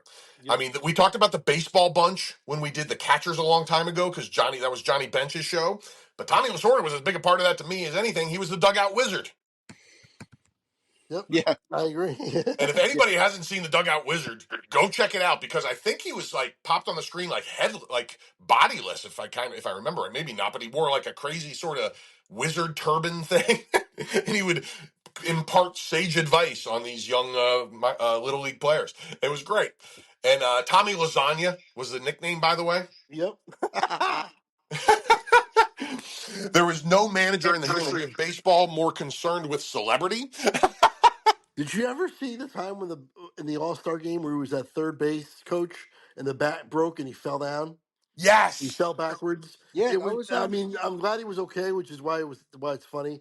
Yes. But my goodness, that was one of the funniest falls I've ever seen. yeah. It That was was hilarious. And he was, he was up there in age at that point, and he was in full like Humpty Dumpty body, So, oh, it was because he's okay. We can laugh about it, and it yeah, was, and he laughed about it, right yeah. then in the moment. So yeah, it was great. And what? And then then what? Vlad Senior gave him the catcher uh, chest protector. You're Yeah, right, that's right. right. Yes, yeah. I forgot about that. That's awesome. Good Yeah, call. that was a good one. That was a good All Star because what? That was an 01. What Ripken's last All Star? Oh, so that's the same time when A Rod switched to third and let him Yep. play Oh, that's shortstop. right. That's right. Hmm. That's cool. That's right, and that was because Lasordo had been done managing, and he Yeah, he came was back the and won the honorary third base coach. yes, and I think in large part that happened because he had come back in 2000 and won Olympic gold. Yep. Yep. Yep. I mean that's wild, and he was. I mean he's known to have a big appetite, and like his Tommy Lasagna didn't come from nowhere. And the one quote I wanted to read with Tommy, which I thought was hilarious: "I eat when we win to celebrate. I eat to drown my sorrows when we lose." And when we don't play, I eat because I'm lonely. And Joe Torre said about Tommy Lasorda will eat anything as long as you pay for it.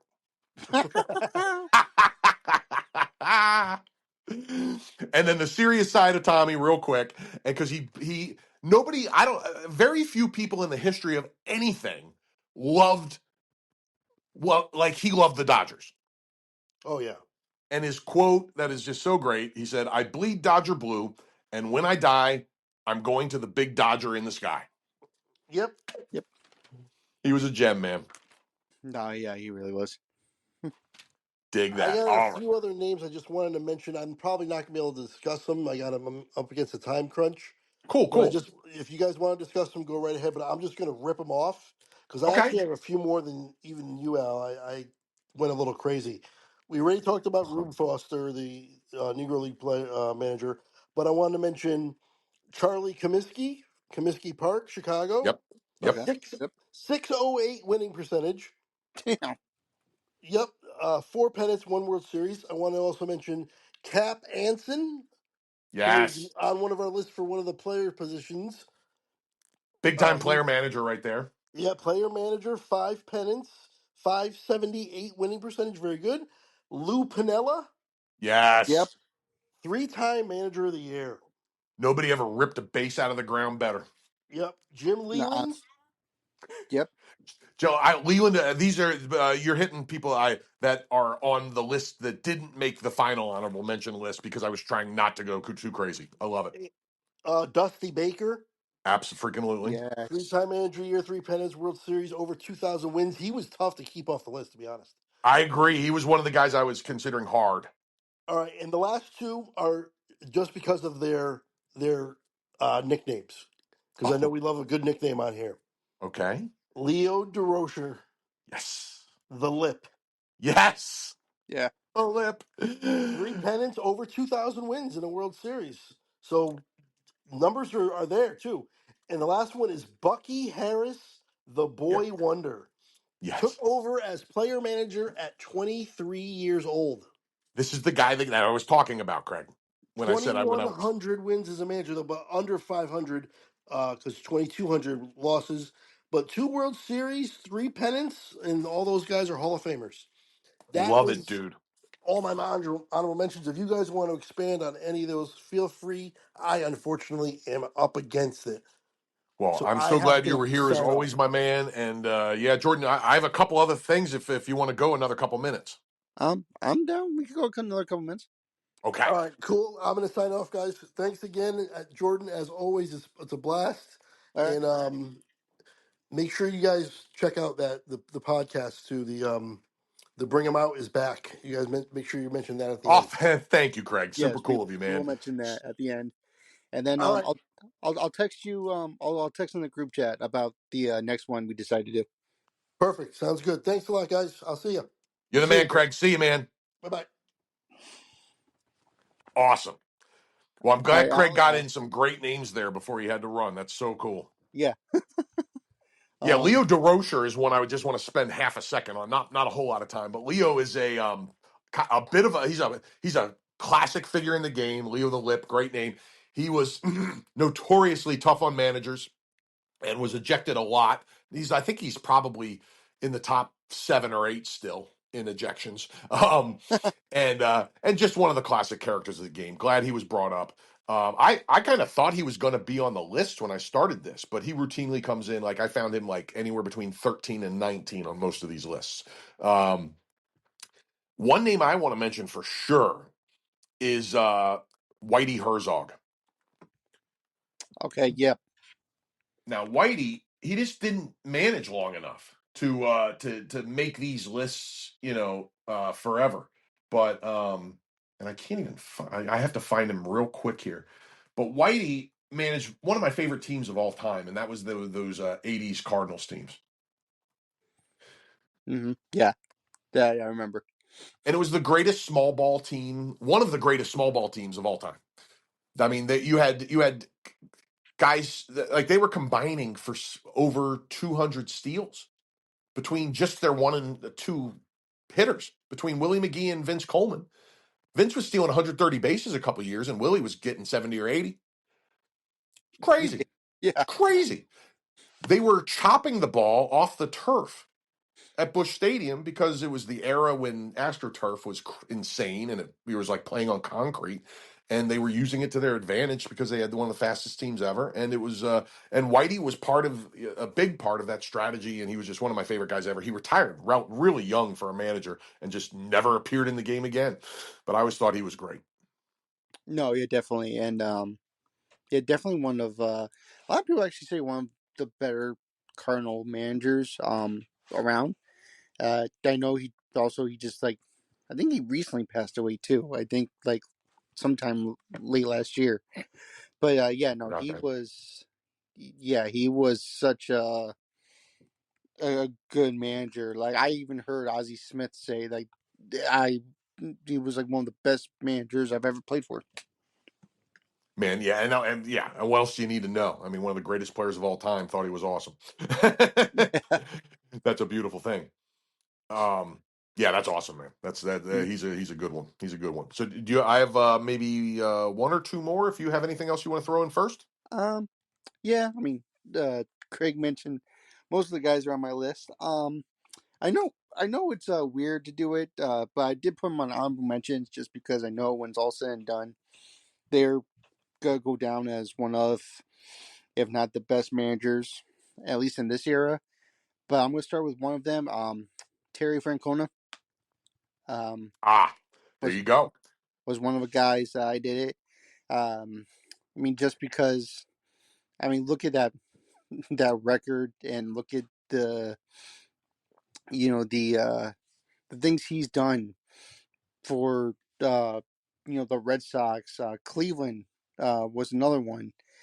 He helped these teams uh, do such great things, and now with the Cincinnati Reds, which I love that um, signing for Cleveland, especially with that or Cincinnati, especially with that young of a team. He's no stranger to all that. No, listen. I saw the beginning of Terry Francona's managerial career, and to be discussing him now for the Hall of Fame surprises the hell out of me, and it's valid because he started in Philly.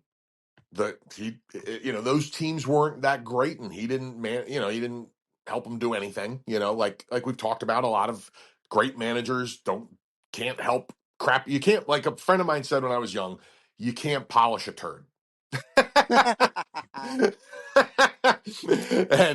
and Terry is one of the many managers that can't polish turds, and that's nothing to hold against him.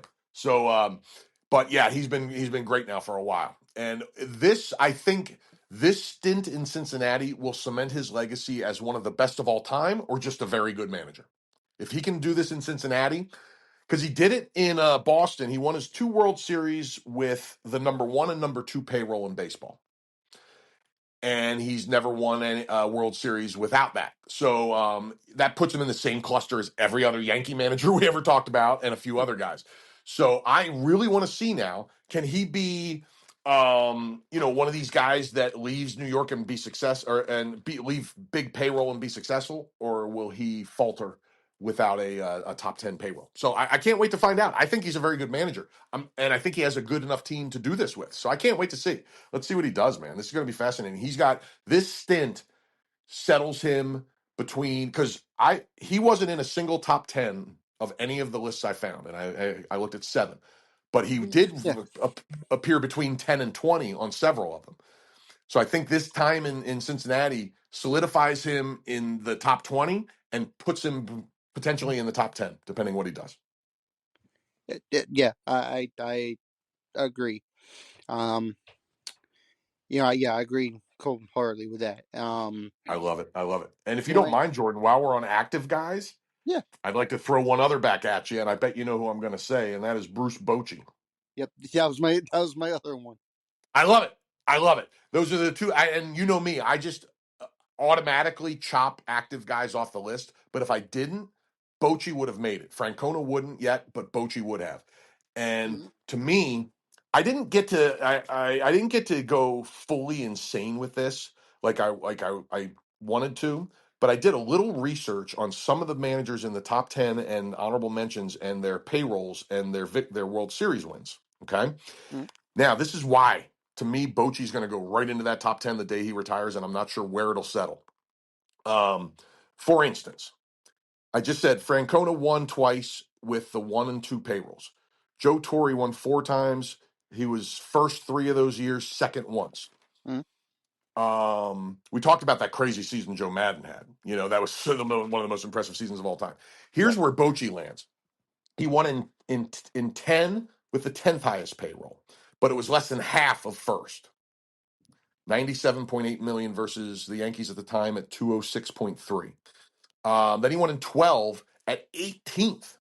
They got lower after they won the World Series, dropped all the way to 81.9 million, and the Yankees were first again. In 14 he won with the 7th. Now that's more in the realm of reality. That I'm not going to give him a Yeah. lot of bonus points for. And then when he won in 23 with the Rangers, they had the 11th highest. Now, that's pretty impressive. You know what I mean? Like Tony La Russa won in 06 with the 11th highest payroll and in 11 with the 11th highest payroll, but he won with the 3rd highest payroll with the A's in 89. Mhm. So I don't know. It's an interesting thing to me. I'm not making a conclusion. I'm just saying it's interesting to look at, and it's kind of fun to think about and compare. Yeah, I agree. Um, I don't know. I've always liked how Bochy, managed. Like even just watching him now, he's just a guy that everyone respects, and you know, you could tell that people like playing for him. You For know, sure. For sure. He, like, honestly, if I was going to play for one manager managing right now, it would be Bruce Bochy. yeah, I agree. And it's also kind of because we always bring up win loss percentage. He is literally just short of a 500 win percentage. He's literally .499. Wow. Wow. Yep. And then here's another interesting thing that I saw. Um, he has won over 900 games with the Padres, and then another 900 with the San Francisco Giants. In the same division, by the way, which there can't be too many people. It's got to be the only guy in the history of baseball to win 900 games with two teams in the same division.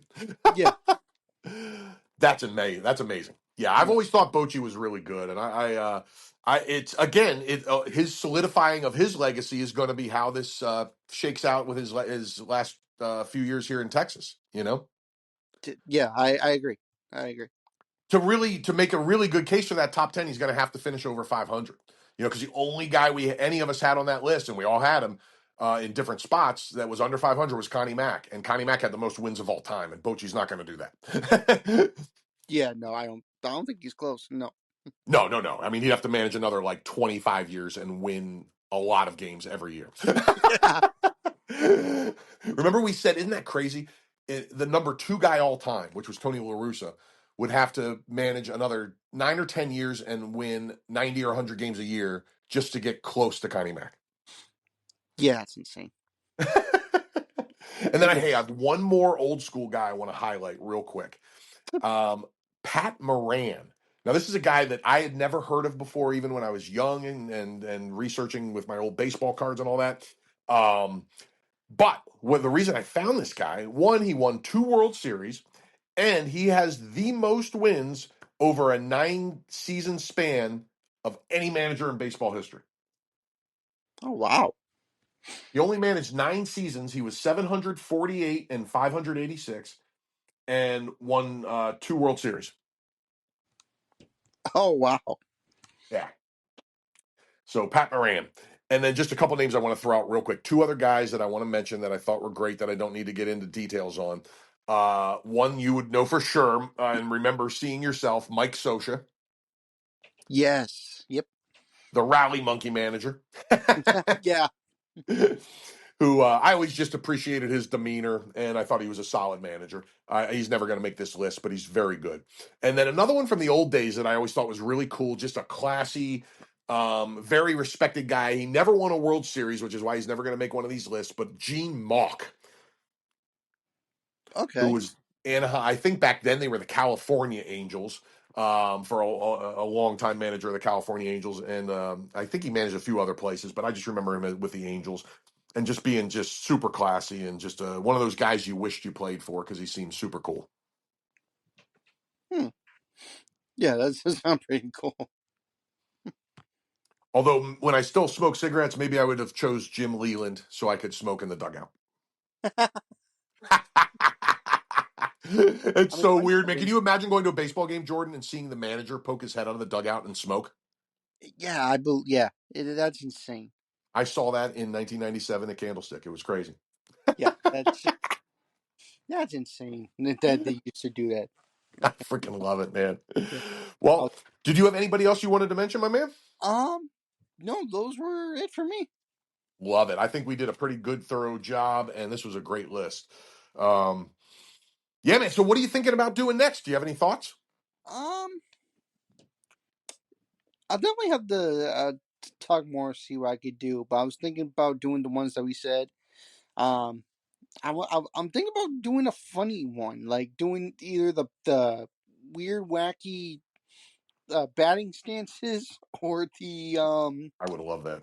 the pitching one, the pitching whatever you want to call it. I mean, we could do I mean, if Craig likes that too, we could do the 2 of them over the next 2. You know, whichever one you want to do first. You know. Yeah, why not? Let's just do it. Let's do batter first because I think that would be a lot more fun. Okay. Yeah, I'm totally cool with that, man. We'll confirm with Craig and get a date, but we will be back at some point with that, Yeah. hopefully. That would be awesome, 'Cause- man. I love that kind of thing. I used to stand in my backyard and mimic these stances as a kid, man, and just love it, trying to look like everybody. You know what I mean? Like, oh, this guy hits like this guy hits like that. I go through fake 9 innings hitting like every single person on the Phillies roster. Yeah, so I'm thinking about doing that. I also got a couple of ideas in mind because another one I was thinking about doing. Like top World Series games, like what we think are the best ones. Oh, great idea. So we don't, just to keep the idea rolling because I love doing these top 10. These are really really fun. We could even do, you know what might be cool, Jordan, with that idea of yours there? What Mhm. if we started with best World Series of all time, a top Ooh, 10 World Series if or series of all time, and then did top 10 World Series games of all time? ooh, that could work. Maybe I don't know if that's overkill, but it's a thought. No, you know what? I like that. I'm actually gonna go on my notes and I'm gonna write that down. I So love it. I World love it. World That's World good Series. stuff, man. This oh yeah. So we're gonna have. I mean, that's at least 4 podcasts worth of ideas already. That's good. Yeah. I Um. love it, man. Well, this is good. This is exciting. I love these top tens and top 20s, and it's just been so much fun doing it. I really enjoy this. Thank you so much for having me in. Yeah, you're welcome. I'm glad you guys come on and because it's a lot more fun when you have other people. I started out Ah, this with my you know by myself. I'm like, yeah, it's fun. and I love that like you are such a big baseball guy that I am too, and I appreciate a fellow big baseball guy, that you were moved to do it by yourself. You liked it so much that you did it by yourself. And Hmm. I just love that. And it's cool now that you have people to do it with and that we have people, me and Craig have somebody to do it with too, you know? Um, and it's cool that we're all together doing it. I just Hmm. love that you loved it enough that you started it anyway, and then got rolling with the rest of us as things progress. But that's so cool on your part, man. Oh, well, thank you. I appreciate that. Yeah, man. The unicorn is a well deserved nickname, my friend. Yeah, especially since well, don't want to promote my own, but I also do weekly recaps every Monday. So Oh, and check them out and absolutely promote it because it's great yeah, stuff. Yeah, Jordan puts out these solo recap things of what do you do it by is it week by week or series by series? week by week. Week by week. Cool. So So yeah, just show and what day do you put them out? every Monday. Nice. Nice. Um, yeah, I try not to take long, like 20, 30 minutes. Whatever the big stories are that day, that's what we're going to talk about. I'm not going to waste an hour talking team by team. I love it, man. No, that's beautiful. That's great. I think that's awesome that you do that. I know Craig is putting out recaps of every Yankee series, I think, right? Yep, he's doing that every time a series ends. So our buddy But Craig that had to take off early is he does Perks Recap channel on YouTube where he does of reactions, I should say, of music. He does a couple different things. He does reactions of music, which is how I found him because I've done something like 50 different reactions with him now, and I love it. He'll listen to anything, and he's awesome at it. And then he does the podcast with me, which is called Perks Recap Podcast. It's usually a football thing, but we touch on some other things in the off season. And yep, then he also has his Perks Recap podcast of the Yankee series recaps. So he's yep. doing at least those 3 things, and there might be something else I'm forgetting, Jordan, but I think that's it. Well, I know you guys have talked about music, so doing music. Oh, and we're going to do that's right, upcoming, and we haven't figured out the date yet, but it's coming in the next couple weeks for sure. We're going to do an Aerosmith podcast because Craig is the biggest Aerosmith fan I've ever known. That's how I'm an Aerosmith fan, but I don't know 1/100th of what Craig knows about this band. that's honestly that's how I got into Aerosmith. Um, Yeah, well, because he's like the Buddha source for all things Aerosmith. He yep, really is. yep. And like He I've seen Aerosmith. I saw Aerosmith live in the late '80s, early '90s when I was a teenager. I liked them a lot, but Craig leaves me in the dust with them. And it's awesome because he managed to find something like I forget the exact amount, but something like maybe 6 to 10 songs that either I don't know or by them or I don't know the version that he gave me. So I can't wait. We're gonna have a whole podcast talking about Aerosmith and those specific songs. oh, that's gonna be awesome. No, that's gonna be awesome. Yeah, man. Yeah, and then on my end, I got big news, and I appreciate you saying something. I don't remember if that was on air or before we started, Jordan, but I Nope. appreciate it either way. Bring them out is back, buddy. My comedy podcast with my bud Soul Joel Richardson, who owns the Sunnybrook Ballroom up in Pottstown, Pennsylvania. If anybody lives around there, there's all kinds of fun stuff going on there every day of the week, but Monday, and we did 86 episodes in what we're now going to be referring to as the first season of Bring 'em Out. And we have now recorded the first 4 episodes of season 2 of Bring 'em Out. And we're doing 2 more next week. So we'll have 6 episodes in the can, and then we're going to start releasing them sometime in the next couple weeks or month. So we'll have a brand new season of Bring 'Em Out coming out. Season 2 coming at you soon, people. Oh, that's so awesome. That's yeah, honestly, that's actually how. Well, I found you about when you did that first pod with Craig when they had you on and you guys were talking about the one band. I can't remember what it was. It was like the early days of him Oh doing my God, that's right. the pod. Yes. So he mentioned Al. I'm like, okay, and then I remember you guys and you saying that. I'm like, you know what? And I remember you saying it a couple times. I'm like, you know what? I gotta check this out just to see how it was, and it is very funny podcast, and I really do like if you guys just need a good humor, you gotta check out Al's podcast. Bring them out. I think the YouTube channel is Soul Joel TV. Is that right? That's correct. And I can't tell you how much I appreciate that, Jordan. It is Soul It, Joel it, TV, mm. and then you can find it from there. It's the podcast is actually called Bring 'Em Out, but that's also the name of a Ti rap song. So you will not find it if you just look up Bring 'Em Out.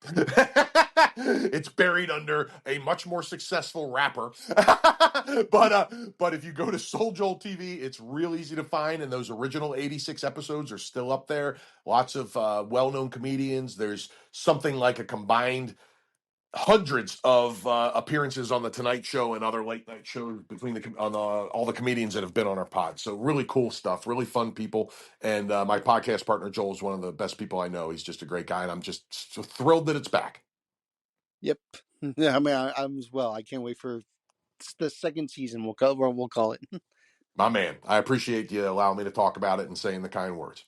Yeah, no problem. You know, we always I always gotta support you guys as well. You know, guys are amazing. It's fun to do this stuff with you guys, and also to have you guys with your own stuff as well. Always gotta show some love.